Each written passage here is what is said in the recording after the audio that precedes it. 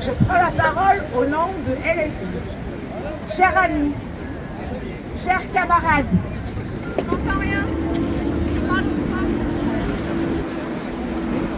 voilà plus d'un an que chaque samedi, nous descendons dans la rue. Pourquoi?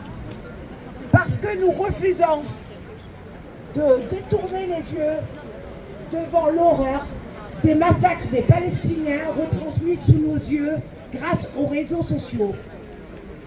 Partout dans le monde, les citoyens se révoltent et portent leur soutien total au peuple palestinien. Parce que l'injustice qui frappe ce peuple depuis des décennies est insupportable. L'occupation, l'apartheid, la répression, les enlèvements, la torture ne sont pas des fatalités, mais bien plus des crimes. Et nous devons les combattre avec force. Plusieurs organisations de défense des droits humains révèlent des abus graves commis par les autorités israéliennes à l'encontre des professionnels de santé. Ce qu'il en ressort est effroyable.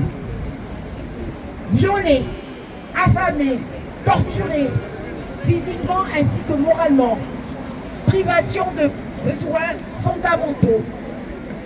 Ces pratiques violent clairement encore le droit international protégeant les personnels de santé en zone de conflit par Israël. Le docteur Issam Abou Ajouar, récemment libéré, nous confirme par son témoignage cette horrible enquête. Alors quel sort ont-ils réservé au docteur Hossam Abou Safia? Eh bien les mêmes sévices. Face à cette violence flagrante, en toute impunité d'Israël, nous exigeons la libération immédiate de ces soignants, ainsi que les journalistes et tous les prisonniers détenus arbitrairement. Ce n'est pas une demande, c'est une exigence. En Palestine, c'est tout un peuple qui lutte pour son droit à vivre libre, à vivre dignement, à vivre tout simplement. Face à cette résistance, l'État israélien ne répond que par la violence, les bombardements, les expulsions, les blocus. On voudrait nous faire croire à un simple conflit. Mais il s'agit d'une colonisation brutale accompagnée d'un nettoyage ethnique systématique. Et oui, on parle bien d'un nettoyage ethnique, bien organisé, minutieusement par l'État israélien, avec ses alliés, les États-Unis et bien sûr notre chère France. Les dirigeants des États-Unis ne se cachent plus leur envie d'éradiquer le peuple palestinien avec leur multitude communiquée aussi farfelue que effrayant. Après Gaza Beach, voilà maintenant qu'ils veulent renommer la Cisjordanie en Judée et Samarie, indique le président de la Chambre des présidents républicain Brian Mest. Et la France, qui se félicite il y a 2 semaines par l'intermédiaire de notre ministre des Armées, Sébastien Lecornu, de l'exportation d'armements qui se sont établis à plus de 18 milliards d'euros en 2024, ce qui en fait la 2e meilleure année de notre histoire. En oubliant les millions de cadavres laissés derrière elle.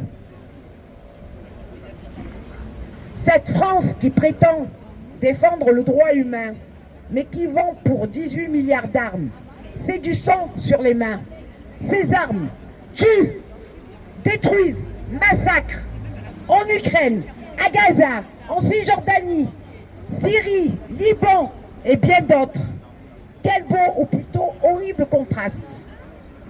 On ne peut pas prétendre défendre la paix et en même temps en armes.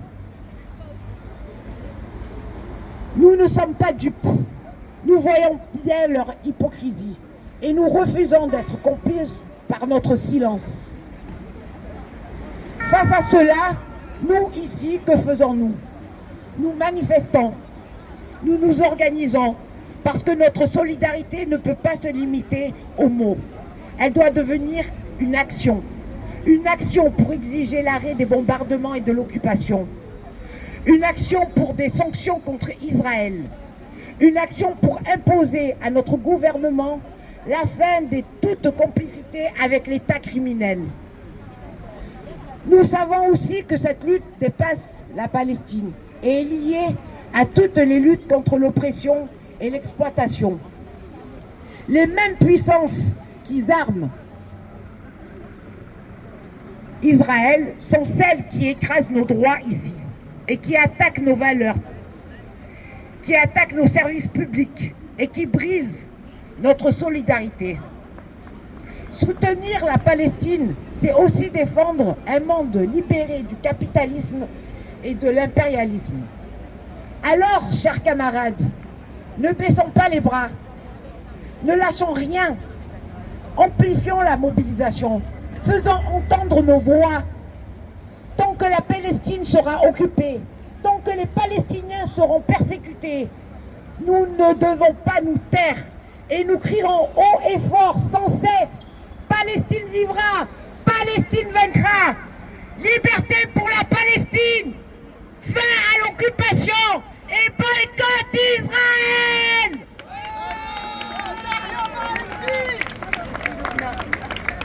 On n'oublie pas le boycott.